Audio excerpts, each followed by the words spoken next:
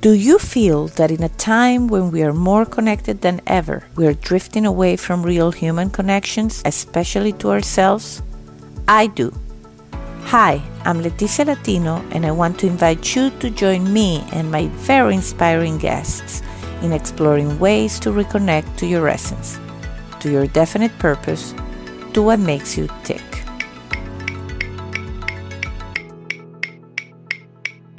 Are you ready?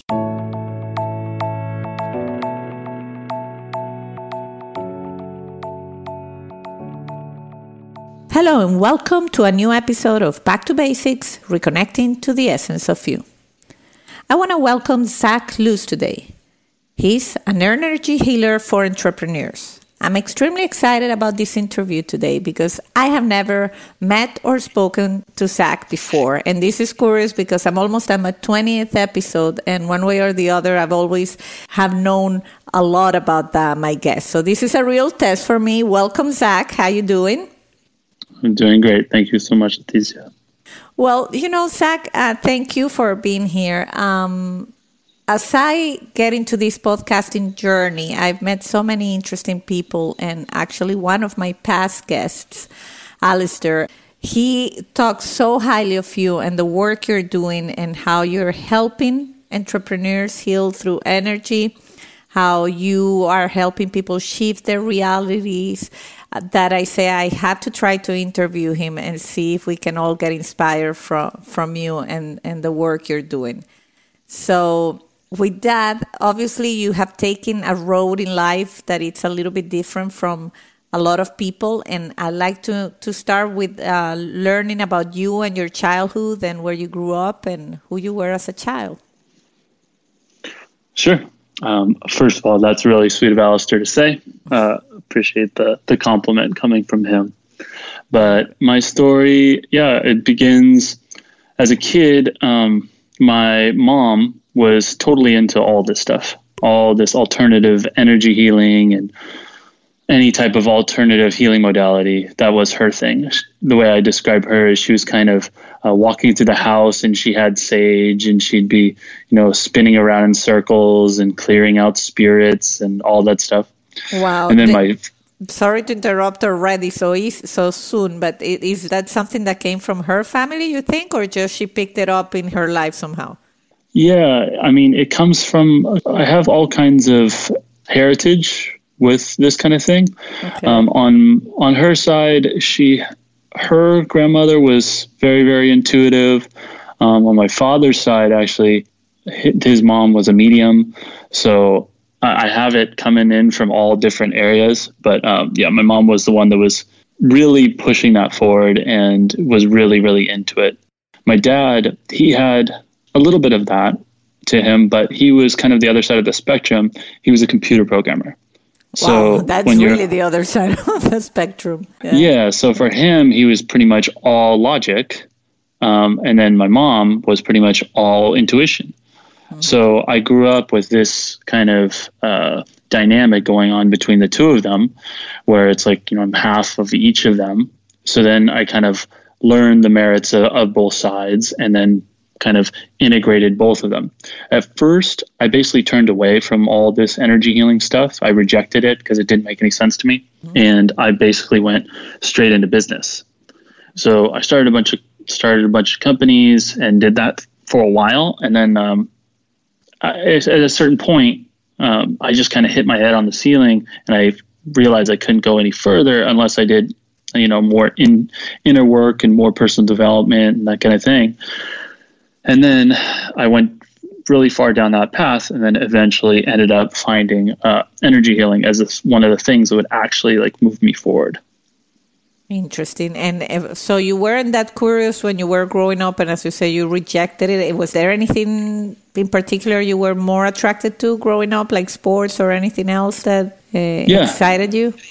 Yeah, I mean, I played soccer at a pretty high level. I traveled into Brazil and Spain, and I traveled all over the country and played at a pretty competitive level.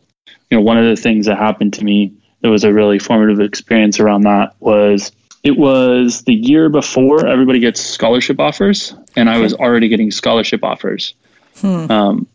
Wow. So I had spent my whole life preparing to become this athlete and, get a scholarship so I could go into college.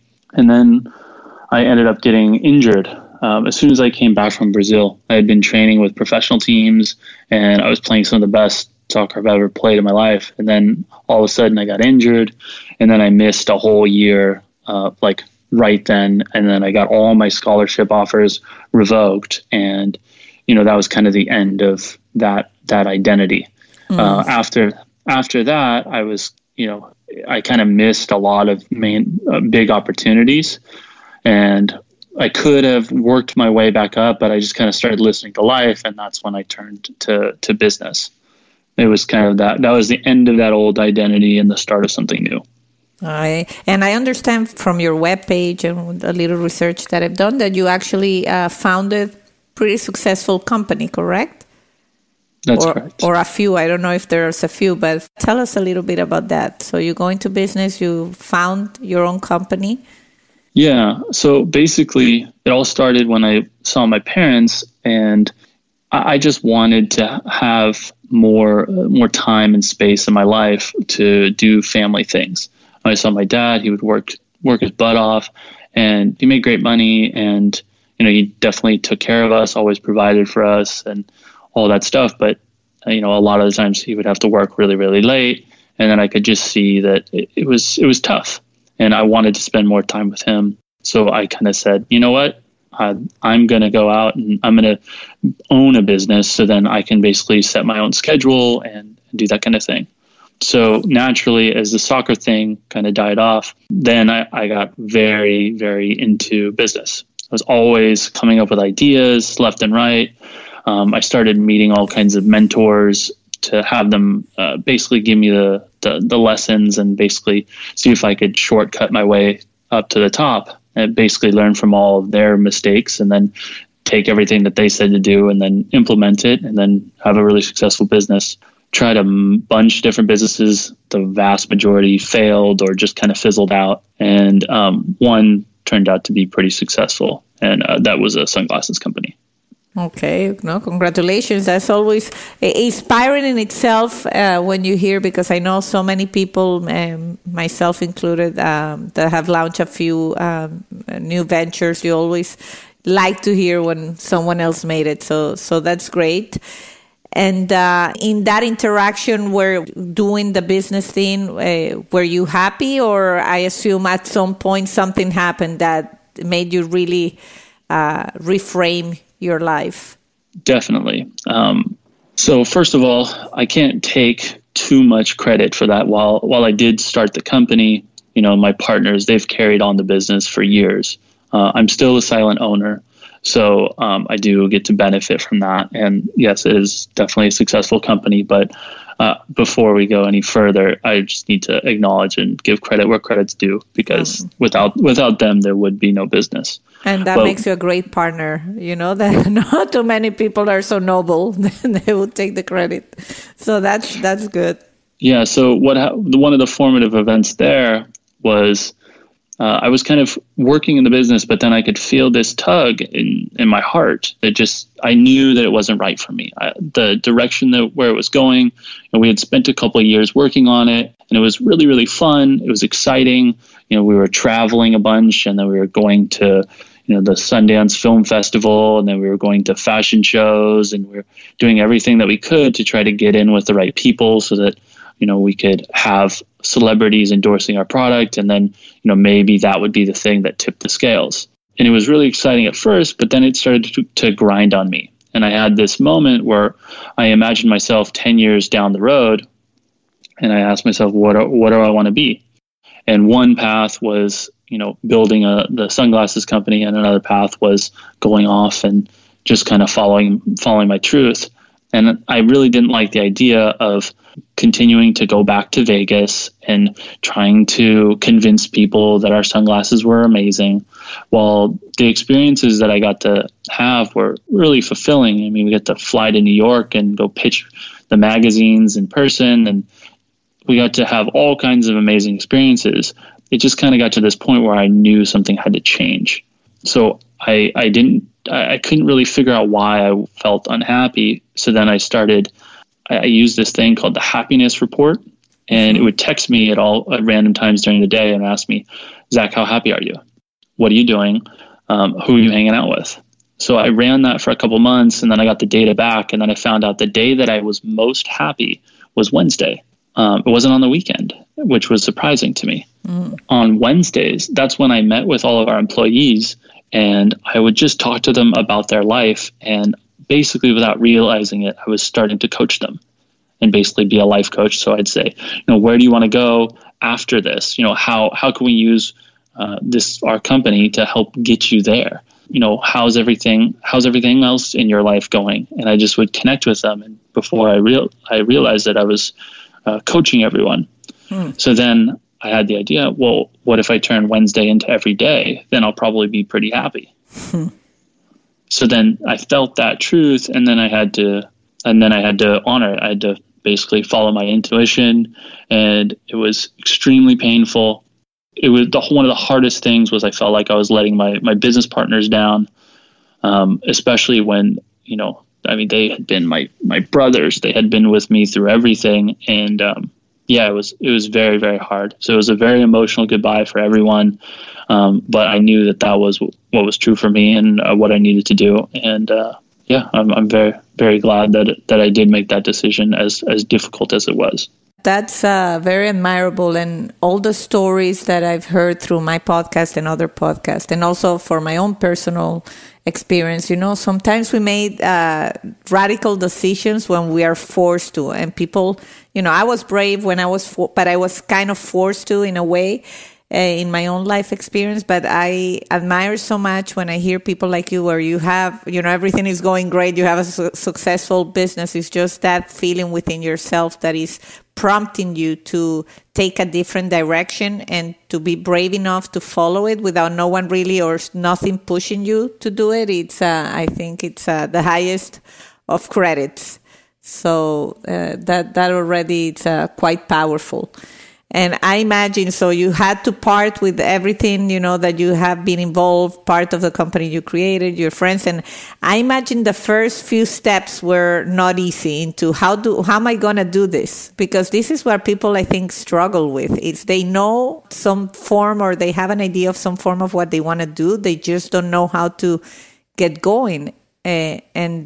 You've founded or created your own coaching method, which I definitely want to get into because I'm sure some of the listeners will be prompted to say, hey, Zach, I want help.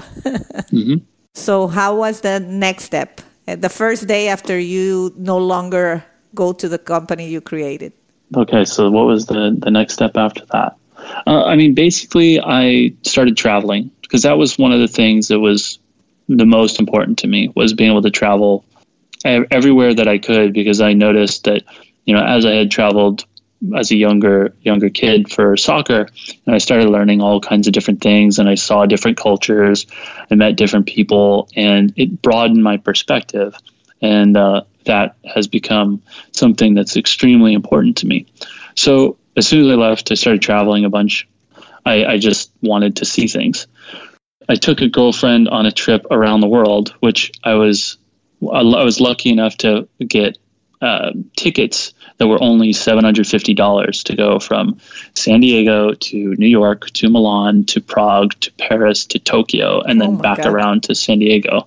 So there was like this one, I had 45 minutes to decide whether or not to buy those tickets, and ended up buying them, and they were extremely cheap. So we went on this amazing adventure, and then not long after that, our relationship ended up not working out. So at that point, I kind of sustained like a little bit of a high as I left the company. So I'm like, oh, I'm traveling and everything like this. But then after I got back, it was very sobering when, I moved out of my old apartment with my girlfriend that was, 2 blocks away from the beach. That relationship was over. And so now I was homeless, and I was bouncing around from one friend's couch to the next friend's couch. And it was a very, very quick turn of events. And the company, although it was showing promise, it was not successful at that time. At that time, we were starting to get real swings of momentum, and things were starting to look like they were happening. But as anyone who's actually started a business knows, even when you start making a bunch of revenue in the business, there's a lot of bills that you have to pay. And there's a long time between when you start making money in the business versus when anything actually shows up in your pocket. Yep. Yeah, I can relate to that one. Yeah.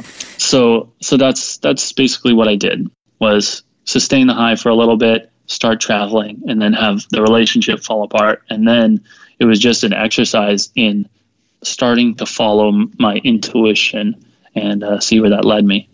Wow, following your intuition. Well, your intuition has taken you great places, because I have been very impressed with your webpage and how your proposal, or I wouldn't even know if to call it proposal, your proposition in how you're helping people. Because, well, you know, I'm CEO of my company, and I get a lot of emails about life coaches or coaching or, you know, mastermind groups, and they all sound quite the same. But I have to say that I went into your webpage, and definitely your whole approach to coaching is very, very different. So I'm intrigued myself about learning more about it and the kind of work you do and how you help people. How are you happy these days? I mean, if you took the happiness report today, would it be something that you're satisfied about?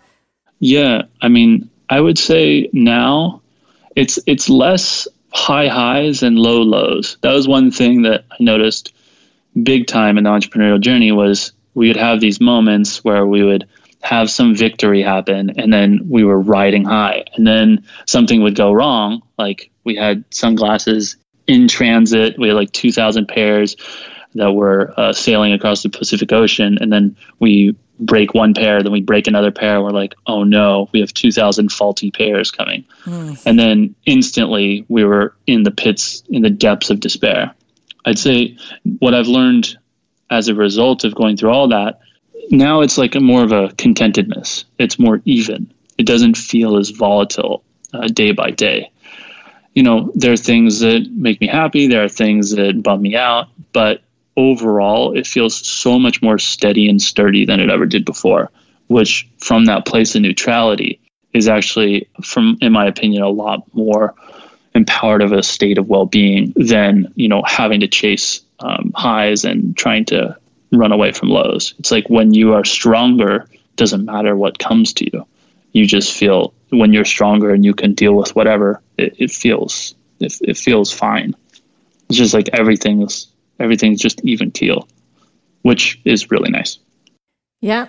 I think I've been getting a little bit into mindfulness. And so I think, you know, some of the practices that they do or that we do there, it's kind of geared towards that same concept of trying to embrace the feeling, like that steady feeling that gives you a safe place within yourself. And in a sense, that's when I had the urge to do this podcast, and my friends called me a little bit like I was crazy or insane, and why on earth do I have to do a podcast? I kind of felt the same way, in a way that what you're describing is that in some of my conversations with my friends, after we were done, they call me later and say, listen, I'm doing this thing that they've been wanting to do forever, and they never got, you know, the courage or something, just because we had an inspirational conversation about it. So that idea of how can I help people tap into that energy that they have. And that's why I kind of love when you say energy healer, because I think the energy is there. It's just sometimes we don't know how to repair it or how to get to it. I mean, you are the expert. So talk to us a little bit about that energy healer process that you undertake with the people you work with. Yeah, definitely. So basically what I do with people now is I basically can just read them and I can see what's going on for them. The majority of the time, the thing that I work on are beliefs, because beliefs, what they are they're actual things that recreate themselves in our space. So a good example of this is, you know, when you have someone that just has, when they're determined to feel sad, and no matter what you say, no matter what you point out, when you say, the sun is shining, everybody's happy, the weather is beautiful, we live in an amazing place, we're in an amazing time, we get into a car and it's like we have a rocket ship that we can basically drive anywhere. And we're pointing out all these amazing things about life. They just can't hear it. And they're just determined to stay in a sad place. Now, the reason for that, a lot of times what we try to do is we try to strong arm that. And we just say, no, you need more motivation. You need, more confidence. You need to fix something that's wrong. Now, what happens is 95% of the thoughts that we have are subconscious. Only 5% is our conscious mind. So when we get into this fight with our conscious mind getting into a fight with our subconscious, guess who wins? Oh, yeah. So what happens are when we change our beliefs, basically our beliefs, they recreate themselves, and then we have a much, much different experience. If you've ever gone through a traumatic event or something like that, where you have something fundamentally change inside of you, a belief about the world or about yourself changes, you just see everything differently, and you don't need more motivation. You don't need more willpower. It's like a lot of times people have this when someone close to them passes away. It gets them to step back from their life, and then they go, whoa, what actually matters? And they can use that as a beneficial experience where they, as sad as those things can be, they use it and they transform their entire lives. Their entire perspective changes, and they don't need more motivation or confidence. They just see the world differently. So that's basically what I work on, is clearing away those beliefs and installing new ones. It works just like a computer program, and then you just have a different experience happen to you. And it's much more than motivation. It's much more than conversation, and really, really miraculous things happen on a regular basis. Well, I read a lot of people that praise you of what you've helped them achieve on your webpage, and that's usually the best referral you get is when someone else says, you were such a powerful change agent in their lives. And one of the things that really caught with me is like that, something you mentioned, or, that it's on your webpage, where you say, reclaiming your power without making anyone else wrong. I think that's such a powerful statement, because sometimes, no matter if you're at work or you are in your personal, life, day to day, you feel like sometimes when you want to express yourself or you're passionate about something, someone else is going to feel that you're attacking them. And then we get into these power struggles all the time. And I think that sometimes is what prevents people from wanting more or going for what they want. Yeah, I mean, it's really tough to get in a fight with yourself and make yourself wrong about something and then win. When you get in a fight with yourself, who wins? So what I used to do with people is I started off doing life coaching and business coaching, and I would talk to clients, and then I figured, since I have this company that's, starting to take off, maybe I have all the answers. So they would say, what do I do about this? What do I do about that?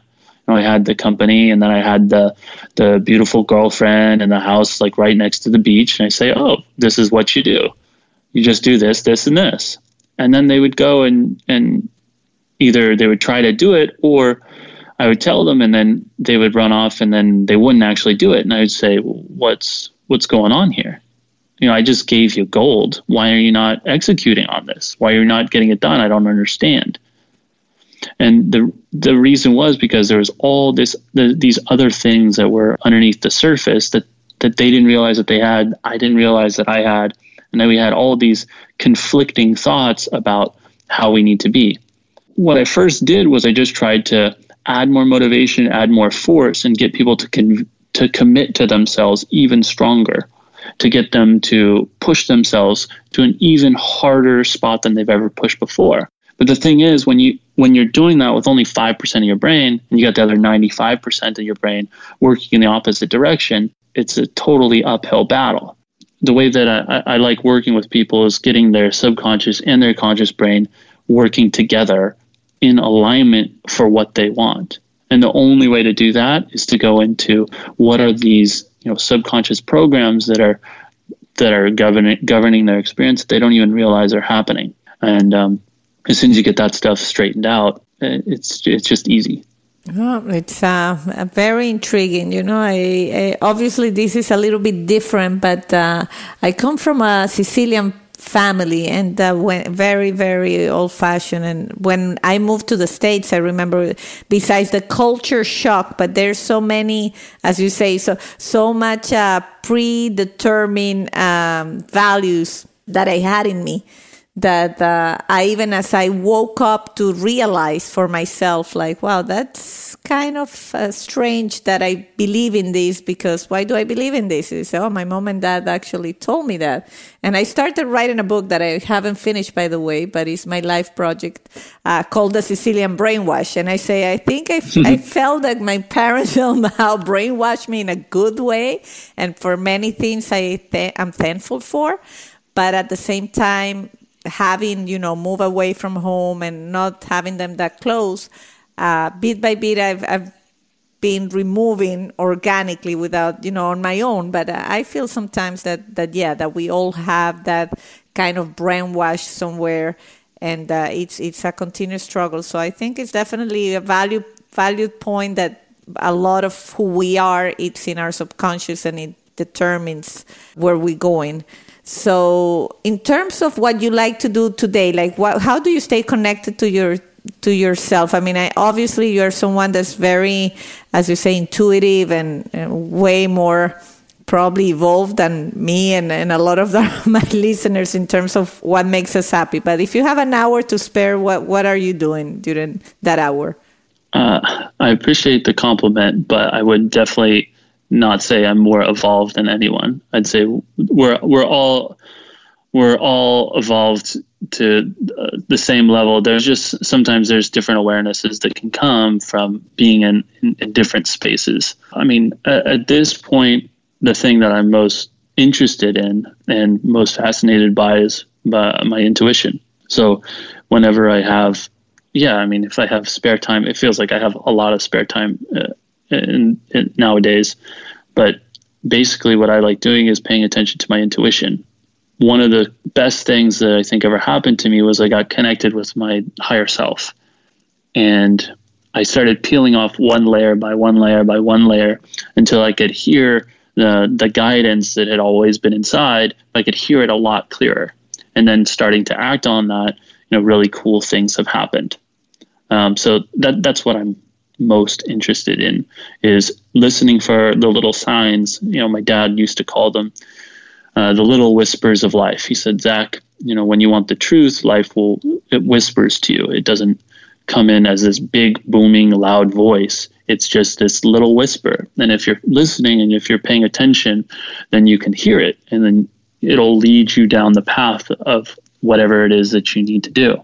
Now I kind of have this different relationship with my higher self, where I don't necessarily feel the need to control very much. I'm just kind of open being and listening to what's coming into my field, and then things just show up, and then instantly I can kind of check in with my intuition as if attuned my sensitivities a little bit more, and then the answers are very, very obvious. Do I go on this podcast or not? I mean, as soon as I got the introduction and Alistair was saying that might be a good idea, instantly I scanned you, and then I could tell that you were really kind, and that what you're doing, you care a lot about it, and there's a lot of purity to what you're doing. So it was very simple. Thank you. I mean, I didn't even need to go and listen to episodes to know that it was going to be beneficial for both of us to speak. I just knew right at the outset. I mean, I did go and listen to some of your interviews and to confirm everything. I mean, they've been great, but that's what I'm talking about, is being tuned into my intuition and just listening for the signs everywhere, and then going through the lessons to reach higher and higher levels. Well, that's, to me, that's wisdom right there that you're sharing with me and in this podcast. So for that, I thank you. And you have a podcast. So obviously, besides all the information about your coaching, the Shungite, right? Yeah. Shungite Coaching, that will be in the notes for the show, and people, I invite you to check it out, because there's a wealth of information and just very valuable to check out. Zach is also the host of a podcast called Guided. And I personally went and also listened, so I congratulate you. It's a great podcast. Is there anything in particular that's your mission with it, or you just want to put it out? Like for me, I just want to put this out to the world and have anybody that is in need of listening to this will find it. Do you have any motivation in particular for Yes, yours? I definitely do. So it's my goal with the podcast. So the podcast is called Guided, and it's basically a podcast all about following your intuition no matter where it guides you. And my goal for it is I want to help people basically awaken and get connected with their higher selves in the same way, in the same way that I've been fortunate enough to get connected. Because from that place, life gets so much better without you having to do anything different on a physical level. You just know where you need to go. You know what you need to do. You can feel the truth in things. You can feel which things to gravitate towards, which things to stay away from. And you just feel this different connection. So to share a quick story on that, I remember one day I was driving in the car and I was thinking all about life. And I was thinking about like how things work out and how things don't work out. Like I remember this time that I ended up at a soccer game years later, after that whole soccer dream had died. I was in Italy, and then I was watching a professional soccer game, and I was thinking to myself, like, if things would have worked out, then this is how far I could have gotten. And then I remember feeling into the frequencies of everything around there, and it was so negative. It was so competitive. It was violent energy. There was this thing that I had looked up to as a kid, and I thought was like the most beautiful thing ever. I could see the dark side of it. I could see how as soon as any one of those athletes got injured, their career was done.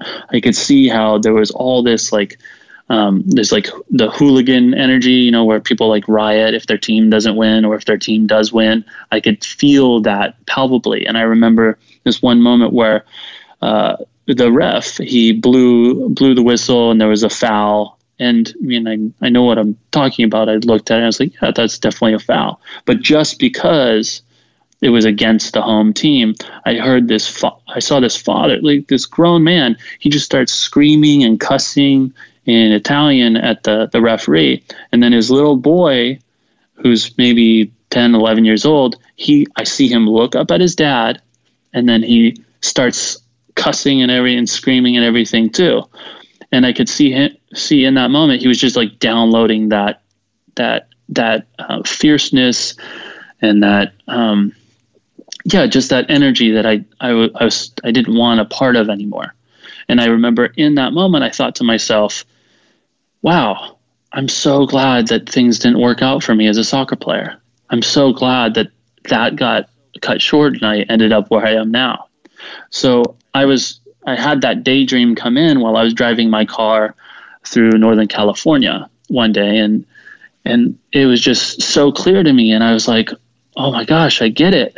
Like everything that we think that happens to us that's wrong, that is a punishment, that is something that has screwed us over, it's simply it's a gift that we can't fully perceive yet.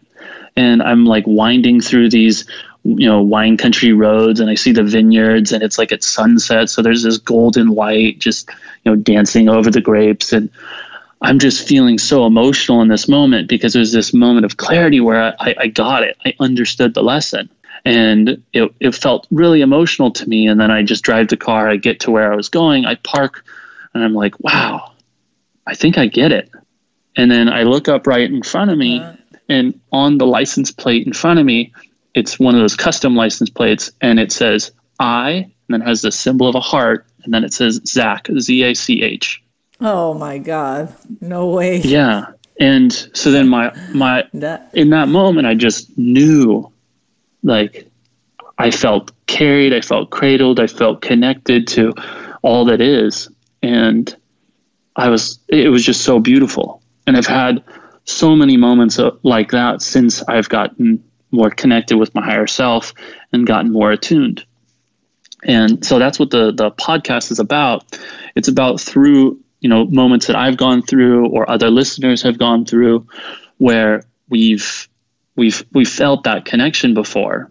For other people where their intuition is starting to awaken and they're starting to get more connected to their higher self, it's a place where they can come and then they can hear these stories.